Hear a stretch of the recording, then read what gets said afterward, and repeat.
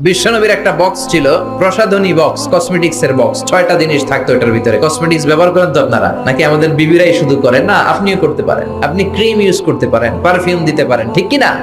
6টা জিনিস থাকতো বিশ্বনবীর কসমেটিক্স বক্সের ভিতরে। 1 নম্বরে থাকতো চিরুনি, 2 নম্বরে থাকতো অতুর মানে আতর, 3 নম্বরে থাকতো টুথপিক মানে দাঁতের খিলাল, 4 নম্বরে থাকতো অলিভ অয়েল ছোট্ট তেলের শিশি, 5 নম্বরে থাকতো সুরমাদানি, 6 নম্বরে থাকতো পারফিউম, আতরের বক্স। চিল্লায় পড়েন আল্লাহু আকবার।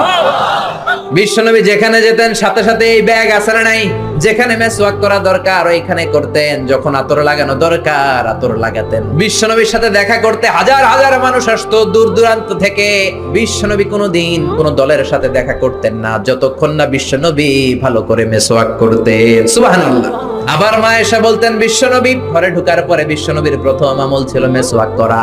ভালোভাবে মেসওয়াক না করে কোনোদিন কোন বিবির সামনে বিশ্বনবী কথা বলতে বসেন নাই।